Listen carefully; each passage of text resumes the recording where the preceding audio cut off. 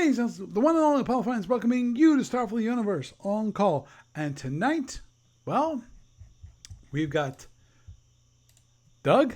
How you doing, Doug? Alrighty, I'm here. How are you doing tonight? I'm doing good. And we have Gary. How you doing, Gary? So, how are things for you guys? Cool. Well, since... Yes, Gary? Oh, I just wanted to follow up real quick on something that was discussed last week, because I double-checked the most recent PDF of the Federation Commander reference rulebook, revision 6A. Yep. And they actually have, okay, so if you have that PDF, or get the print version of it as well, there's little circles with stars in them to represent rules that have been added in the most recent revision. And so I went to have a look at the plasma rules, and out of the current version of the rule set, the way it is that if you want to start the scenario with full batteries on your ship, then you can leave the plasma armed to the first term of arming. But now you have an option. Well, I say now because it's been like this for 8 years. I guess 2014 was when the thing was uploaded. But the most recent revision says that if you want to basically have the second term of arming loaded, you can do so, but the price is that the batteries have to start the scenario empty. Right. So now I'm not too sure if it's formally addressed in the current playtest X rules or not, but I suspect that's I mean, that would be a big thing for the X ships not to have any of their X batteries filled at the start of a scenario. Oh yeah, agreed. Plasma X, so I don't know if that's going to be something addressed in the full version of the X ships attack rule set. Actually, that reminds me, I should probably post something about that. But anyway, yeah, so agreed. that might be something to keep an eye on. Well, trust me, I definitely will. And that was my point. My point is that if you're not a plasma player, you can start the scenario, start the game with your weapons fully ready to go. Simple. If you're a plasma player, now you can't hold back. And if you want your batteries, you have to hold back for 2 turns. If you don't, if you're willing to drain your batteries, you can have your weapons ready at a really high cost on that first turn. It's just nuts. Well, bear in mind that it's not like in SSB where if you start a turn with no batteries, then for anyone on Andromeda, then you've got no reserve power for the rest of the scenario after the turn. But with FC, because there's things like no housekeeping and power is power, like you don't have to worry about differences between warp and impulse power. Trust me. You generally have more in the tank. So, I mean, yes, for an X ship it would be a bigger deal, but for most plasma ships, I guess, I mean, they have a certain amount of power that they be missing from the batteries, but I don't know if it's as big a deal breaker. I think the biggest issue that Plasma has in Federation Commander is the fact that there are no acceleration limits for the actual ships, because in FFB, if you're running slowly and someone chucks a plasma at you, it takes time for your ship to go faster to avoid the plasma. Whereas in Fed Commander, you can pay acceleration points throughout the turn, and there's nothing to stop you from changing your baseline speed from 0 to 24 or whatever from one turn to the next. So I guess everyone, you probably call it, everyone has a positron flywheel. So Plasma basically has issues, at least in certain scenarios, because I guess if you're still playing a campaign and you're dealing with freighters and fixed installations and stuff, then it's a different story. But when it comes to less of that, like more kind of quote-unquote tournament-y kind of play, then it's more of a challenge for pure plasma empires in that sense. Agreed. One quick question for you, Gary, from Dave. It's related to FedCom. And he said, question for Gary or anyone. If I remember seeing an android chart for defeating monsters. Androids don't use shuttles, so they modified this chart for android use. I've been he's been through his library and he can't find it. Does anyone know where that is? And he's completely stumped. And he also mentioned, of course, there's a few empires that do not use shuttles. I'm hoping I can use the chart for them also. I don't remember this chart. I'm assuming this was a chart for like monster scenarios. Like oh, I don't have the reference rule book in front of me, but I'm trying to think because I remember. I'm wondering if it has. I don't know if it was in the Tholian. I'm wondering if it might be in one of the captain's logs.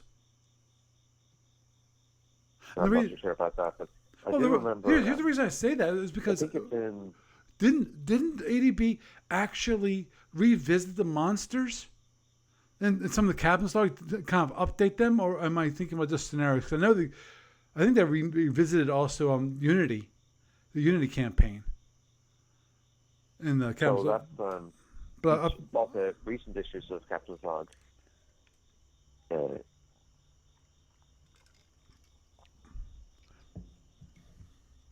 So each of the recent issues of Captain's Log has a monster article, and it basically goes into more in depth in terms of certain interactions, like with things like terrain features or unique weapons and stuff.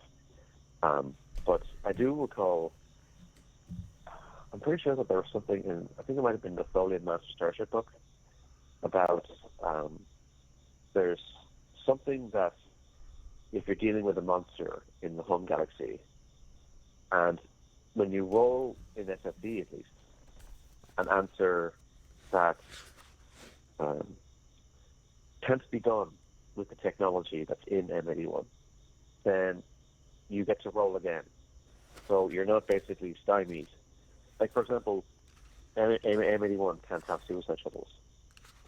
So if you have a monster and the roll is to crack a suicide shuttle, then you're not basically stuck entirely. They just say, just roll again. So I don't know. I don't recall there being something like that for Fed Commander, but it might be worth something. Yeah, but it might be SFB. Might be SFB. Yeah, but I mean, it's in sort of FedCom side of things. Mm-hmm. That might be something to bring up. But I mean, I suppose if you're in a situation, because you can play an M81 in Fed Commander as well. They do have all of the Tholian ship cards. The Neo-Tholian ones come with the particle cannon, the notes as well, and there are playtest rules for the Old Galaxy Pirates and Captain's Log 40 for FedCom as well as SFB. So maybe as an interim measure, you could just let the player roll again if they come up with an answer that their Empire's technology can't handle. So, I mean, it's probably not going to be the official answer, right? Until maybe take a look at it. But, yeah. you might get to buy anything. Yeah, I definitely. Dave was mentioning, yes, it was SFB, and the standard rule chart is actually in rule S60, S6.0. And I'm thinking of two different places. One is the captain's logs, that maybe when they started to revisit the monsters that have been in different scenarios. Check there. The other one I'm thinking about is I would check the website. Starfleet Games website to see if they happen to have an updated chart for that scenario for Andromedans and other empires that don't use shuttles. The other thing as well is in SFB, there are very few monsters that have dedicated SFBs. So when you're playing with them on the tabletop, a lot of the rules are really abstracted. But if you compare that to FedCom, where every monster has a ship card, so the way that you're playing it more as an actual ship, even if it's a monster ship. So it's not just like the Juggernauts that have those. So maybe the onus is a little bit different, if that makes sense. Mm-hmm.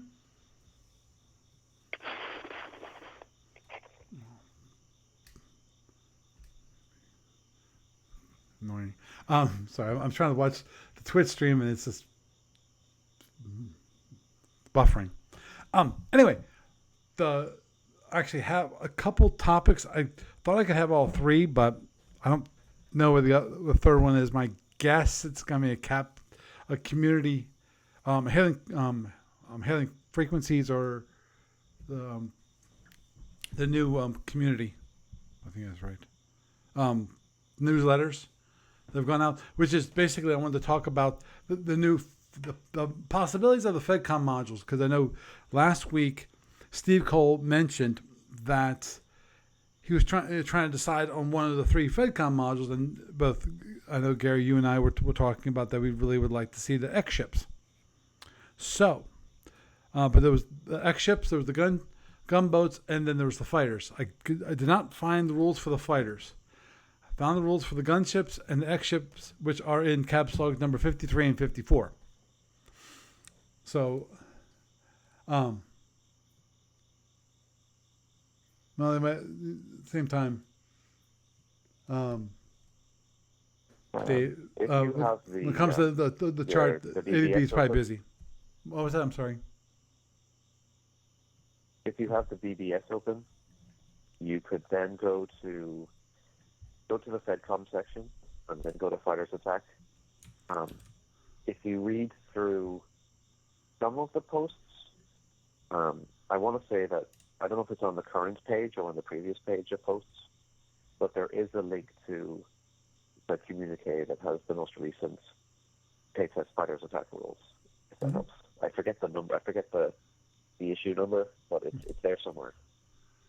Okay, Fighters Attack. Communique.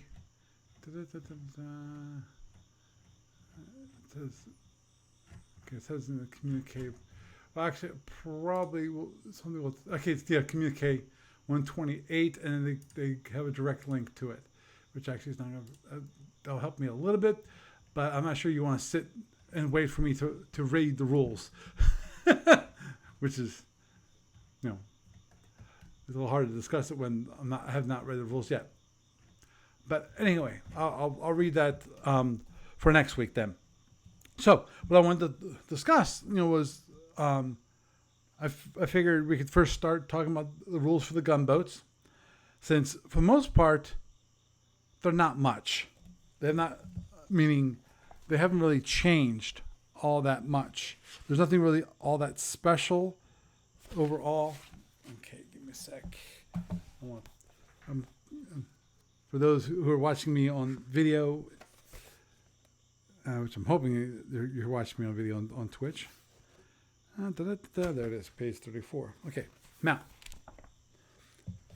because I read through it all, and ADB describes how basically the gunboats are what previously were called, fast patrol ships. Initially they were called pseudo fighters, and then renamed to be fast patrol ships. PFs. And one of the main things that they did to simplify was they eliminated the reduced cost from 1/5 to 1/8, and obviously, I know Gary, you mentioned this before about that, and how basically it's a simplification, because doing like 1/5, 1/10, those things get quite difficult, and also, of course, the ship cards have to be made much more unique than 1/8.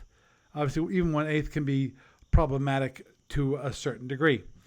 Now, some of the simpler, things that was removed from for FedCom, which was certain things. One, which the number of variants, there are none. Big surprise. There's no variants in FedCom. Though obviously at some point in the future that might change, because it says is it one of the comments here, it says, for now at least, and maybe forever, we'll only use standard gunboats, no leaders or scouts, no special missions or weapons variants.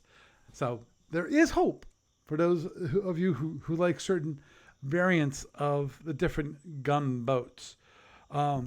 obviously mentioned that the gunboats they're designed to be short ranged. There are no tenders, but there are some deployment rules that are in there. You can have a maximum of 6 gunboats in a battle. In a force. And that's only 3 if you're in squadron, because just like they mentioned, just like the fighters, that instead of having a shrunken version of a gunboat, they just say, well, what you're going to do is you're just combining 2 of the gunboats into 1, so you only can have 3 gunboats instead of 6 gunboats. So it's kind of a whacked, an elegant solution, but I'm sure it will work out just fine overall. Because Lord knows, taking a boat where you have a limited number of weapons and you try to divide it in 2, you're trying to slice hairs, one of those rules that normally does not apply in FedCom, but it was added for FedCom, is the limitation on the maximum range of weapons, like phasers on gunboats now have a maximum range of 15, while no other ships in FedCom currently have a limitation. Also, gunboats cannot target seeking weapons on a target more than 25 hexes away. So it has a limitation on how far away a target can be. And also a simplification, which of course anyone in SFB who knows flash, the PFs, is that for the PFs there was a special damage allocation chart, which simplified things greatly. As a single die 6 that you would roll, and it's a little different. Well, in FedCom they went, forget all that. The simplified damage allocation chart that's you usually use for FedCom, where you take 10 internals and you roll 1 die for each 10 internals, and then you just go down, go down the chart. And this one, you just, since, what is it? Let me look to see exactly what they say. This is what they say. 1 good punch and it's all over for the gunboat anyway, so there's no reason to obstreperous. Gene, help me about things. Basically, you get just choose where you want to get hit. You have 5 internals. Choose 5 boxes inside the gunboat and go from there. When it comes to movement, obviously things are simplified there. It can do everything that a normal ship can do, but gunboats only have to pay 1/2 point of power to make a high energy turn, which is cheaper than the normal 5 points of movement, and because it definitely 5 points of movement would be 5/8. So they simplified to be 4/8, because as is dealing with an eighth of a point of power is problematic, to say the very least. Lord knows, I know it as an Andromedan player who has to, when it comes to managing the batteries, that invariably you get odd points of power in your batteries, especially one of the things that drives me up to the wall when it comes to SFB, and that is transporters. One transporter costs you 1/5 of a point of power to use. 1/5 of a point of power to use. So if an Andromedan uses a transporter to do like a hit and run raid on somebody, trying to get it so that battery is now even out again is difficult, to say the very least. Especially because they have all those rules about Andromedans using different ways of shunting off energy, that just makes it problematic. And so I understand why they did a half a point of power instead of requiring 5/8. And they just simplified this, that two gunboats dock together and they remain docked. Big surprise. Combined movement cost is 1/4. Duh. 2/8 is 1/4. Because anyone who knows tractors, tractor beams, when you have two ships together, that the movement cost of those ships together is what you use, and you base on the number of power that ship is actually expended to figure out what is the speed of that individual ship. And of course, the one thing that is different for FedCom, meaning just not that it's different versus SFB, but different from a normal usage of ships category for FedCom, and that is, and since gunboats are considered ships, the one thing that they do not have is they do not have reloads. They have, you use up all the drones or all the plasma Ds in the racks. That's it. They're gone. They're done. Which I don't remember, to be honest, if PFs have reloads, have a set of reloads or not. My guess is not.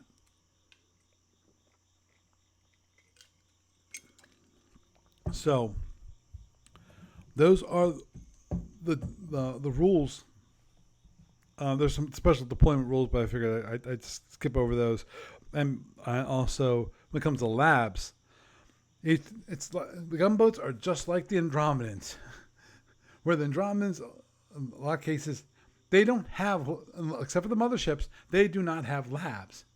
So what do? You have to use the rule that if you have no labs, a control space can be used for a lab. Now, I'm not sure if the gunboats have control spaces, and since this one is not explicitly saying that you have to have a control space, I'm assuming that even if you have no control spaces, you automatically have the ability to do conduct research, i.e., have a lab.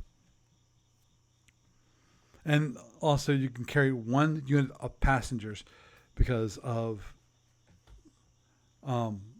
there are certain scenarios where that is a requirement that you actually pick up somebody. So, so overall, gunboats, sounds simple. Overall, when it comes to being the next module, I don't think I would mind it at all. Having it to be the gunboats instead of the axe ships, but it doesn't sound bad.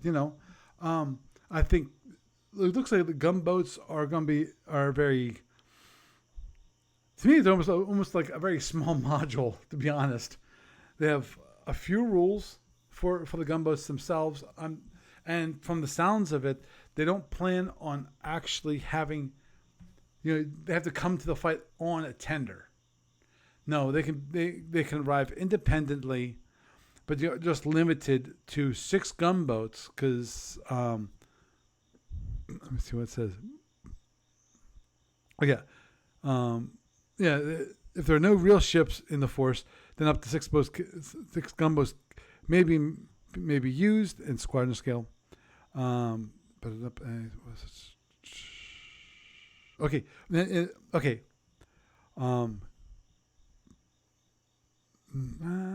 Sorry.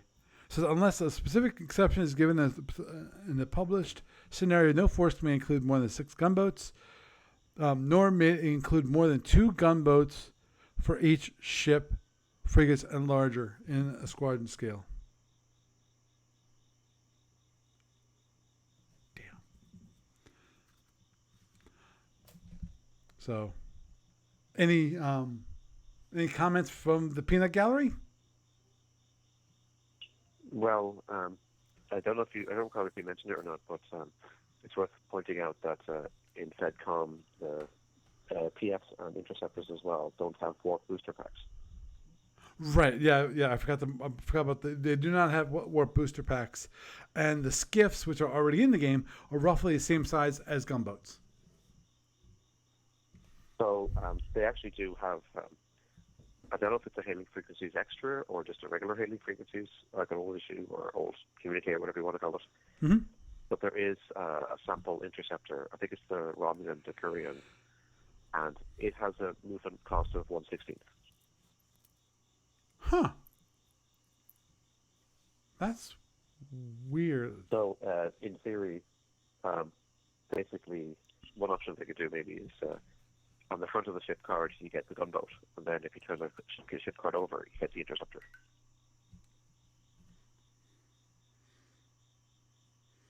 Yep. Oh, that's one thing I forgot to mention, and that is that just like at least I know this is the case for the Centurion. I'm pretty sure it's the case for the IC. That is, in SFB, when it comes to plasma Fs, for a ship that has more than 3 plasma Fs, you only can launch 2 plasma Fs within the same turn.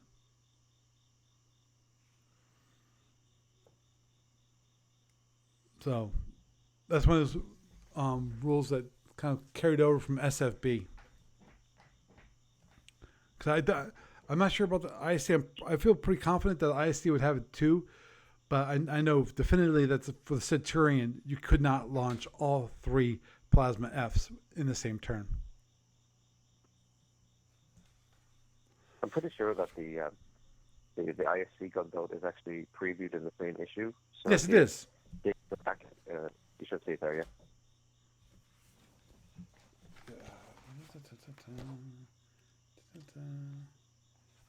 There it is.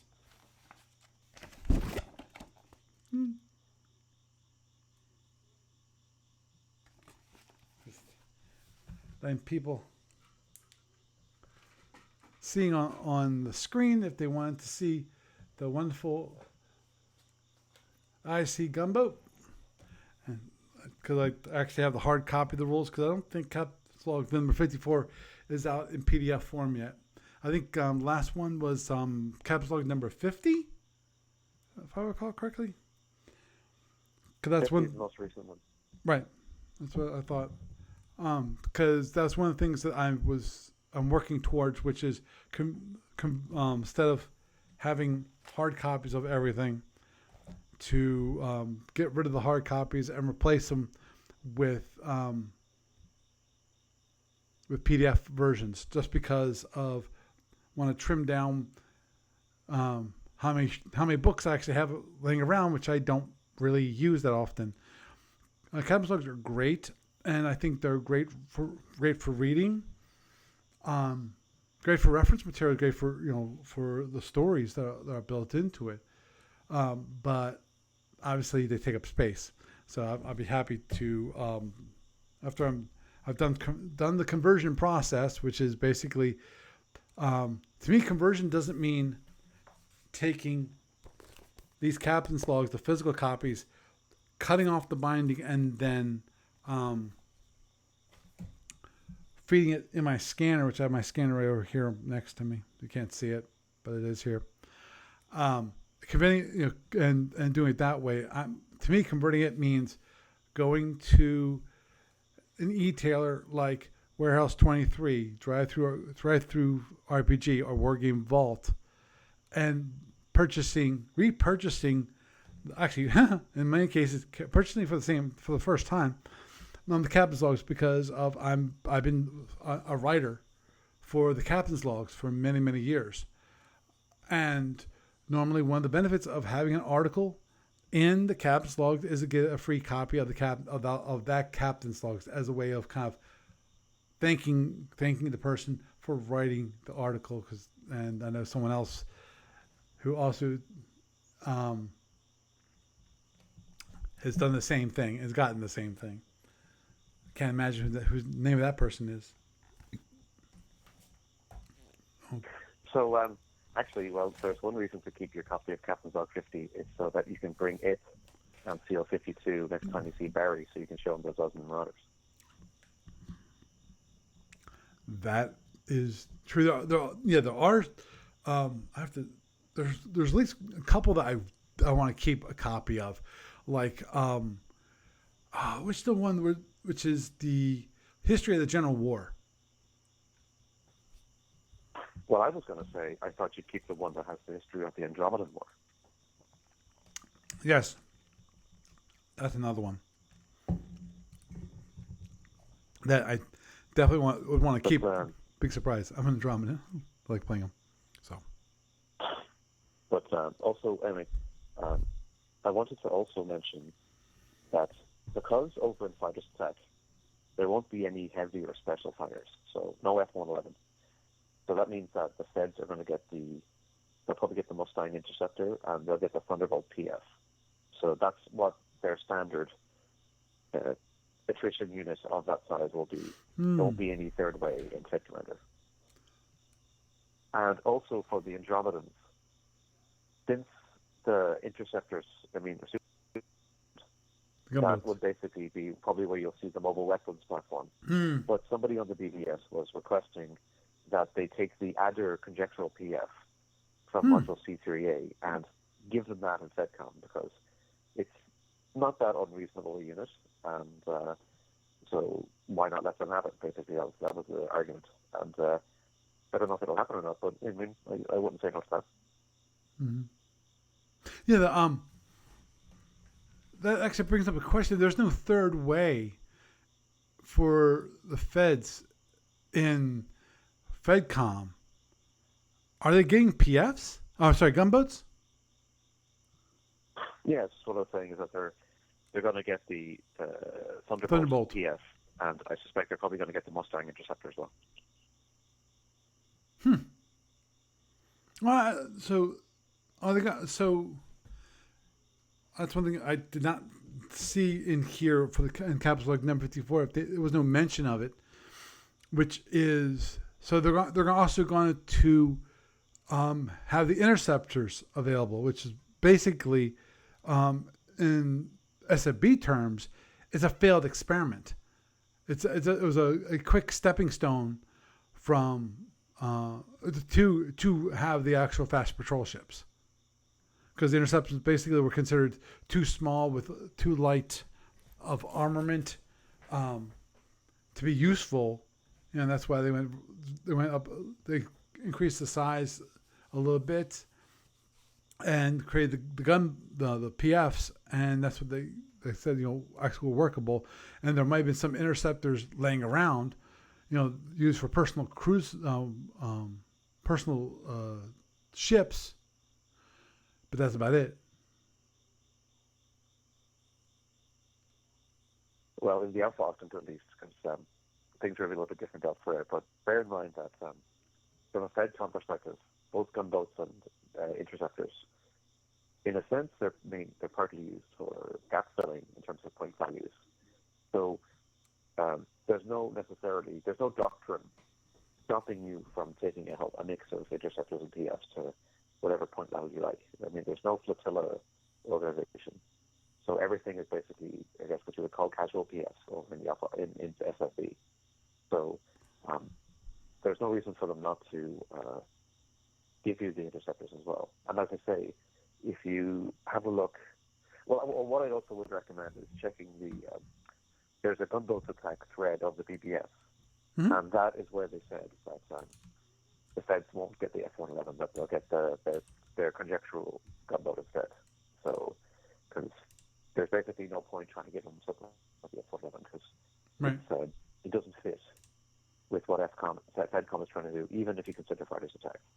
So the gunboat's a better fit, and also it exists on shapeways, so people can buy a sprue with a full set of Fed gunboats, and then gunboat attack will give them an excuse to play them. Okay, yeah. So they do have the interceptors. Okay, because I just looked it up on the BBS. Has two plasma Fs. The Romulan, the Curian. One phaser. Boy, a 16th moving cost ship. And you're saying the Centaurian's the same way? The Centurion, sorry.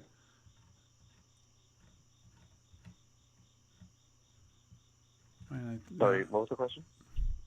You were saying that the Centurion also is a 16th movement cost ship. No. The Centurion would be 1/8 because it's a fast patrol ship. Okay. But the Deckerian, because it's an interceptor, would be 1/16. Right. But as with the gunboats, the interceptors don't get their warp booster packs either. Mm-hmm. Understood.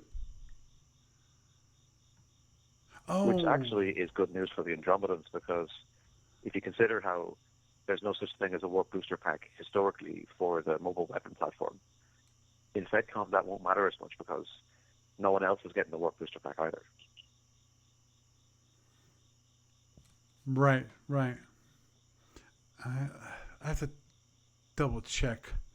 It's been a while since I looked at the PFs and whether with the warp booster packs were they able to reach a speed of 30 with the warp booster packs, or was it without the warp booster packs that they could still do 30, but with the warp booster packs they had more power basically? Well, the booster packs are so that they'll actually have the power to arm their weapons while running fast, but they also cause additional engine damage if you get hit with them. Okay. Yeah, they explode really nicely.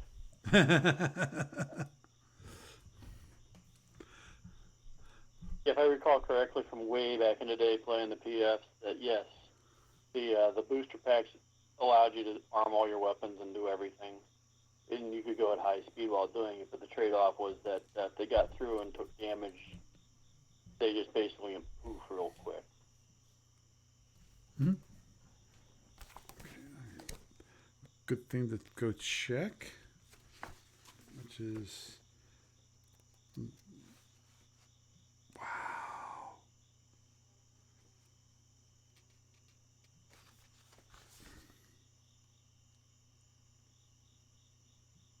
Yeah. Yep, you're right. Damn. Well, I'm looking at what I want to look at is basically I'm looking at the FedCom gunboats with just the 1/8 movement cost, and it's like, yeah, they definitely can't keep up the speed if they want to be able to fire any weapons, because you got 6 points of power out of warp, out of move. You can. So that 24 would be total cost of 3. Yeah, total cost of 3. Then after that, you've got 6 power after that. Actually, that's good enough to fire things. And there's the Klingon, which is a two phaser 2s and a disruptor. So actually, it does have enough power without the warp booster packs. So, So I'm not sure. Only benefit in my mind is that it has less internals. Though of course, the beauty of the warp booster packs themselves were that if you hit the warp power, boom, now you have to roll another die to see if you might have destroyed the whole engine in one fell swoop.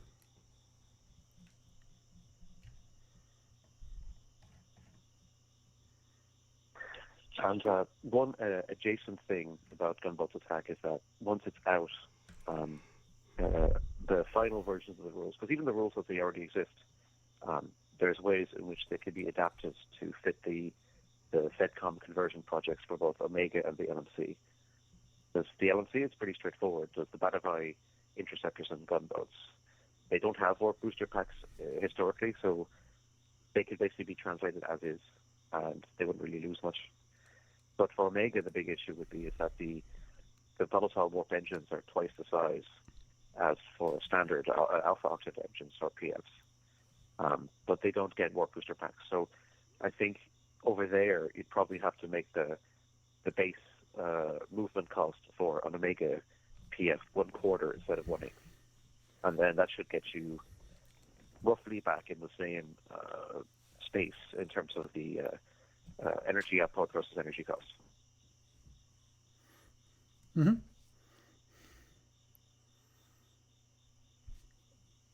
And also, because in SFB, Omega PFs, if they're not using the afterburner, they take double damage on their engines. Right. And if they're not able to repair their own engines, they need to be repaired on a tender. So Right. in Fed Commander, I suspect the double damage should stay, and then triple damage when you run the afterburner. But the way the FC works, I don't know if you need to enforce not being able to repair the engines yourself, because if there's not going to be any gunboat tenders, then that means that you're basically stuck, which could be part of the point. Again, I mean, that's a decision for another day, but it's definitely something to consider at that point. But yeah. Oh, agreed. Agreed when it comes to the tenders. Looks like, I'm assuming, now this might not be in the final product, but it is definitely currently in the playtest product in the captain's log, which is they actually do have a damage control rating, a DCR, of 2. So it looks like they are set to repair things on the ship. And I didn't see any special rules in the rules that were given that says, that you couldn't repair warp, which makes sense, as a simplification for a FedCom versus, SFB.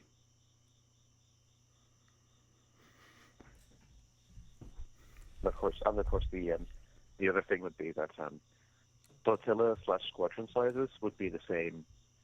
Well, for the Batavite, it would be the same, because they would basically, their standard flotilla size is 6. And in Omega, because how we were mentioning about how the Federation or Bristol get their PFs, they're not going to bother with F-111s. So similarly, I would just give the Federal Republic their conjectural gunboats, and they're in flotillas of 6 as standard. So that the number of those you could take would be the same. But when it comes to like Nisran or other gunboats that are physically larger, but that in SFB have a smaller flotilla size, like 4 or 5 or whatever, I would match that as well. So I would just say that in FC, a Nisran player can take up to 4 quote-unquote casual gunboats, and that's it. And I guess that would be 2 on squadron scale. But of course, the boats would be pricier in exchange and bigger and tougher. Mm-hmm.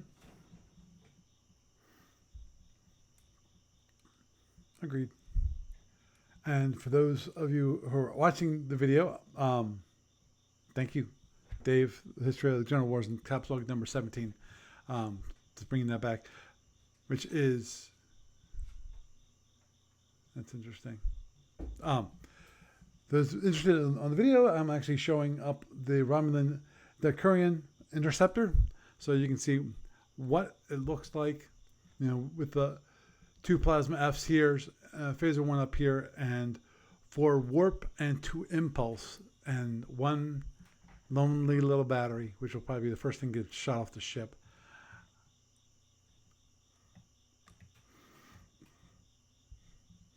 And there's also and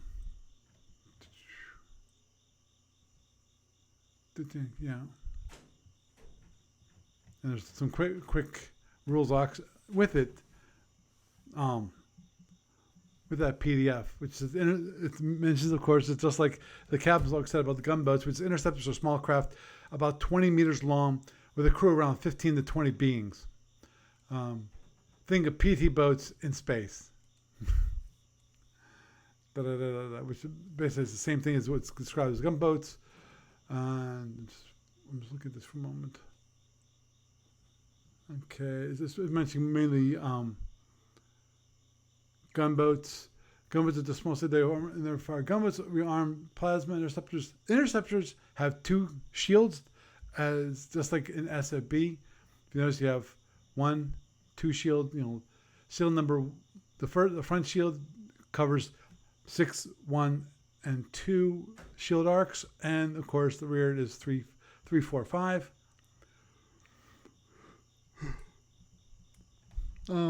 The damage allocation rule are not used. Still one Marine on the ship, which cannot leave. Interceptors have a movement cost 1/16. It can do all the rest of the regular moves, just like a regular ship. Interceptors pay 0 power to make 1 high energy turn per game turn and have no chance of failure. And of course, interceptors can use energy for a negative tractor, just like every other ship in the game.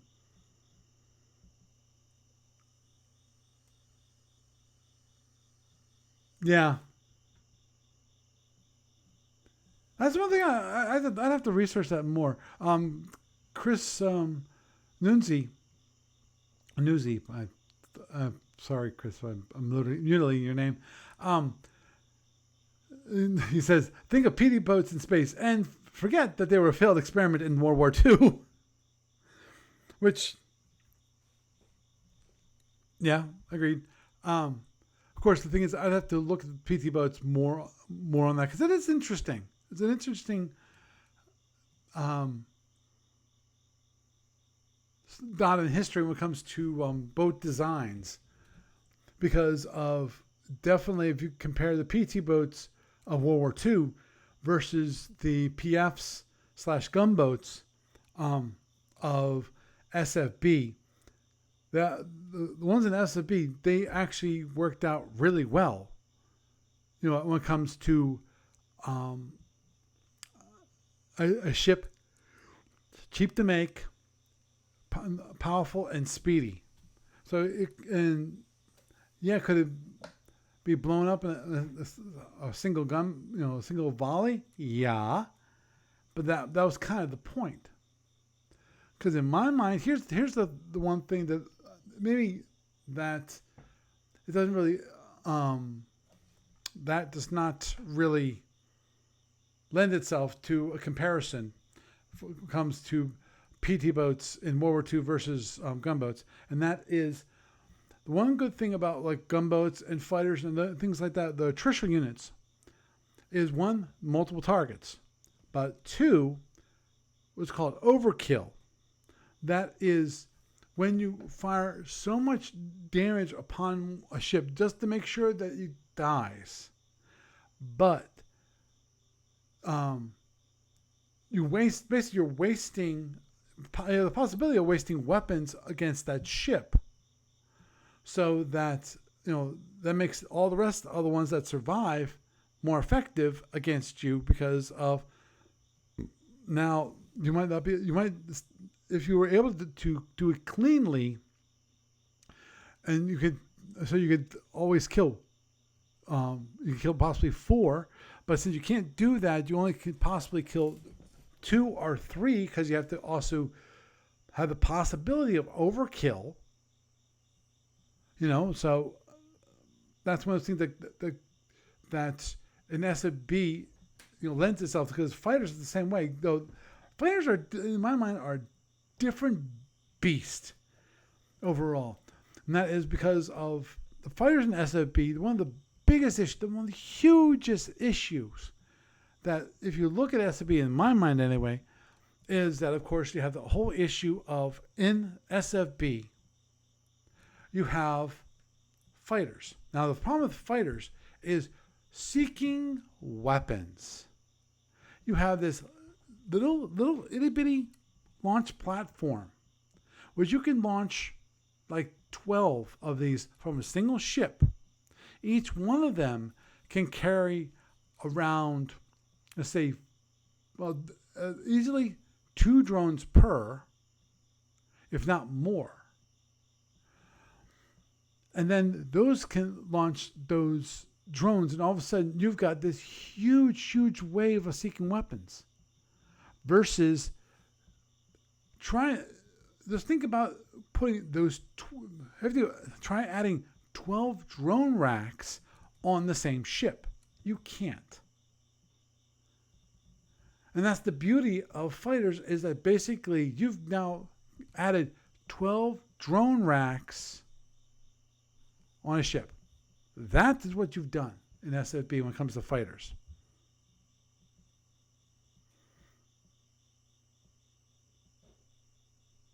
Oh, agreed there. Mike is mentioning that fighters can also be too slow to keep up with the moving fighting in open space. But a lot of times you don't have to. You just have the ability to launch the fighters when they're within range of the target that you want to launch them at, and then after they're done, then just land them again. And usually the drones are flying faster than the ships themselves. So was that Doug? Was that you? Yeah, just one of the issues with that is a matter of timing.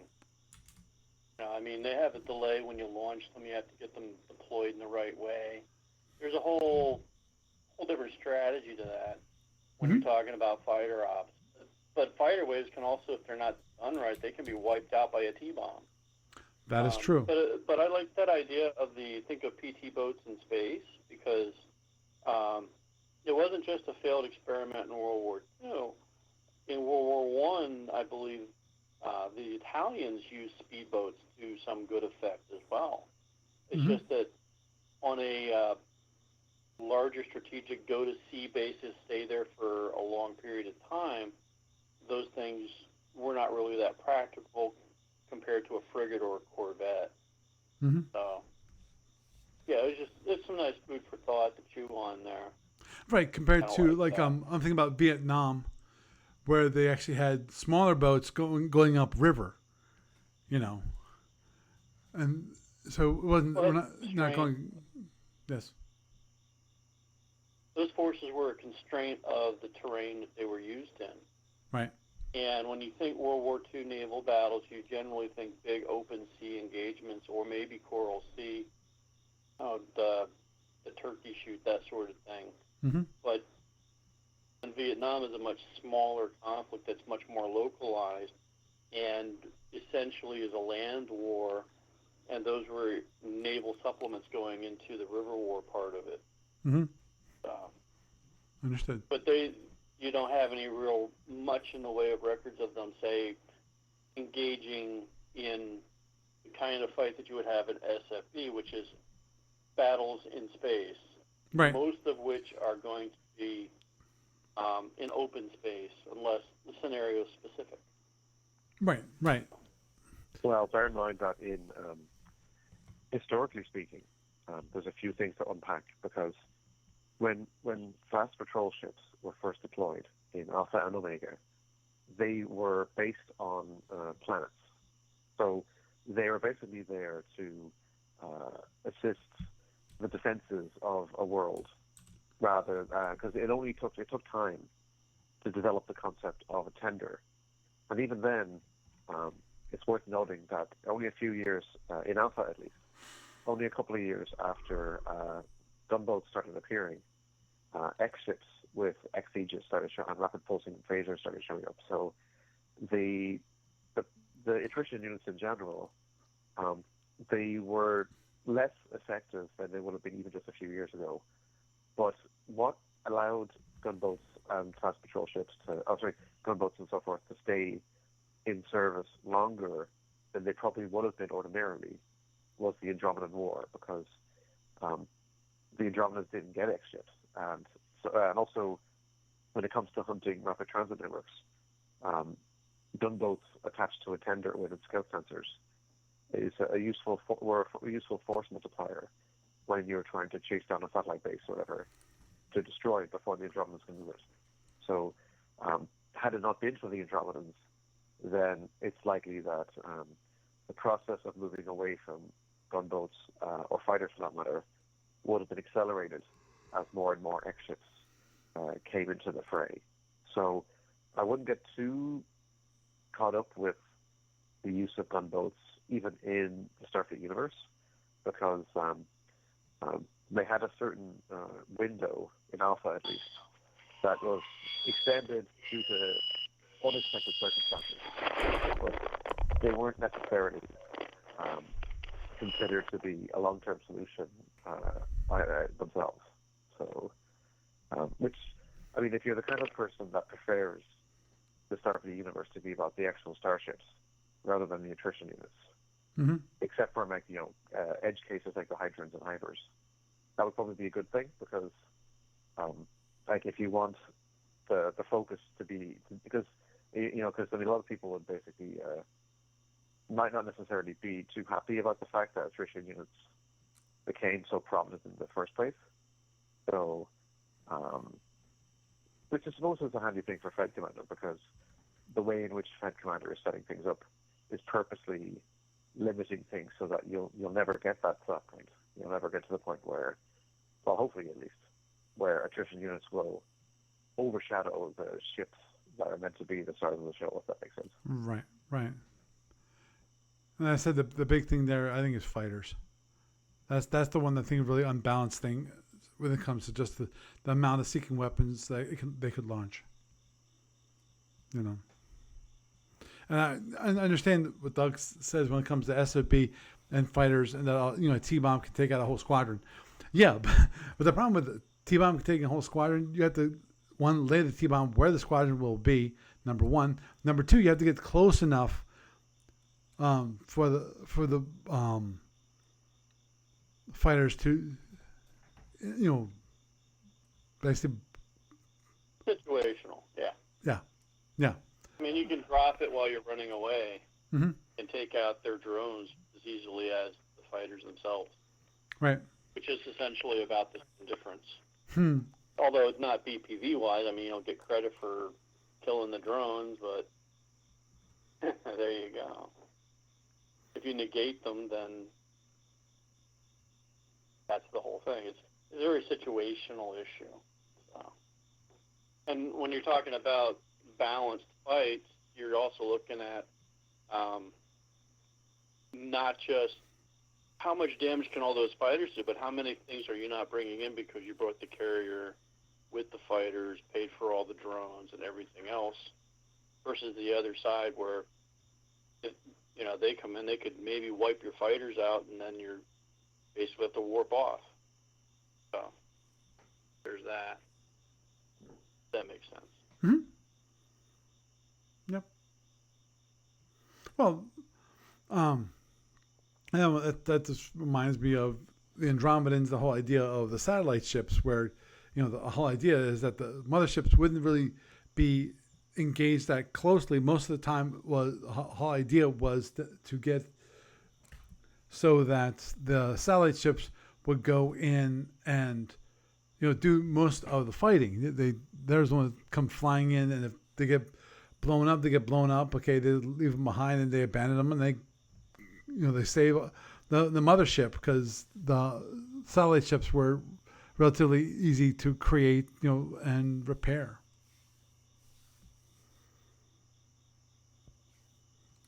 So, anyhow, I think why don't we end it there, since I think it's getting a little late to start a discussion on X ships, which is what we can do is next week is that we can start up a discussion of X ships when it comes to FedCom, and because there's definitely read up on those interesting rules. There's some of them I don't quite agree with, but I think it will definitely end up in a good discussion.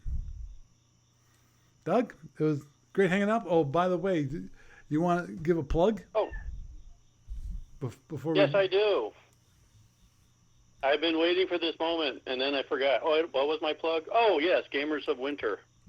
Again, we're doing the fundraiser still. You can look us up under Gamers of South Central PA on Facebook. And I actually had an extra thing I wanted to talk to you about with that. And within Gamers of South Central PA, there's a link for the fundraiser. We're just basically looking to try to get a new space. We're not sure where yet.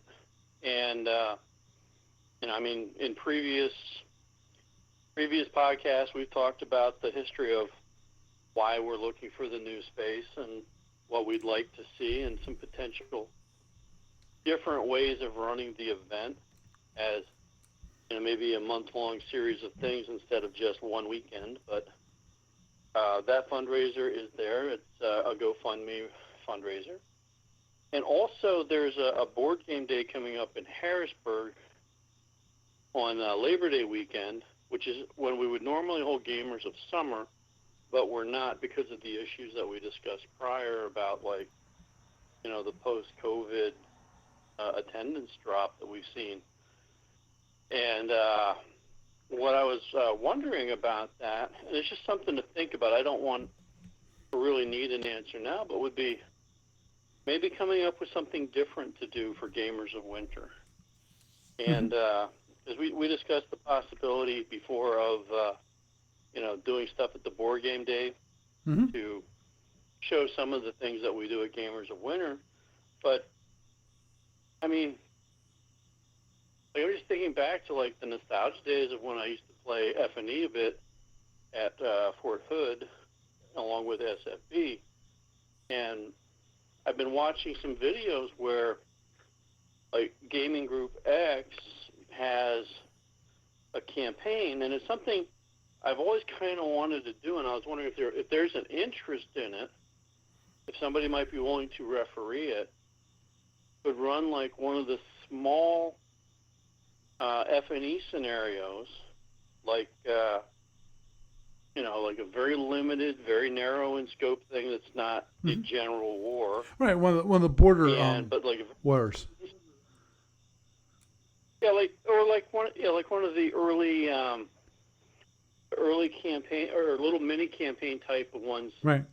Like the Hydron one, where you have a very limited scope and a very shorter game than a full scale F&E thing. But you could turn around and say, okay, this particular battle over here, we're going to resolve it with our F&E with our Fed Commander players, or as opposed to Federation, or as opposed to SFB, if that makes sense, because it might be a quicker way to resolve it than SFB as a scenario. Right. But a little scenario generation there, and some of the other fights in it would be just done using the F&E system. And that might be a multi-day event. Yeah. That's just something to think about. Yeah. If you have a bit of time, there's actually 3 thoughts I have about that. One of them is, do you have a copy of the large-scale map that they sell from ADB? Because I think that cleans up better much more when it comes to what people have at events like the StratCon that was held in Amarillo recently. Yeah, than the paper I don't maps. have one of those maps, and I'm not sure when the next time they'll be placing an order for them. Because I know they usually they required a certain number of orders or promise of orders before they can order that, because it costs a bit of money. So no, I don't. So wait, I thought they still had it on their storefront, so I didn't think that they run out of them just yet. I will check. Sorry. Now the second thing is the 2016 update to the Fighter Operations Rulebook, which I think is available on Warehouse 23 as a PDF, has a revised version of the Four Powers War scenario, which focuses on of course, the Klingons, Lyrans, Skuzentis, and Hydrons. So that might be, and it's set in the Middle Years, so they don't have carriers or some of the other things that showed during the General War. So that might be a big enough scenario to make interesting, but small enough to handle properly, because there's been a lot of work put in to refine that scenario based on what it was in the early version of Fighter Operations. So that definitely would be one to consider. And the third thing is, if you're playing a scenario set in the Middle Years and you want to use Federation Commander to resolve some of the battles, there's a whole bunch of Middle Year ships available in briefing number 2, which is available both as a black and white rulebook and as a collection of color ship card packs. So you'll actually have the historical unrefitted cruisers and so forth that would be available in that time period to be able to play out the battles as they would take place.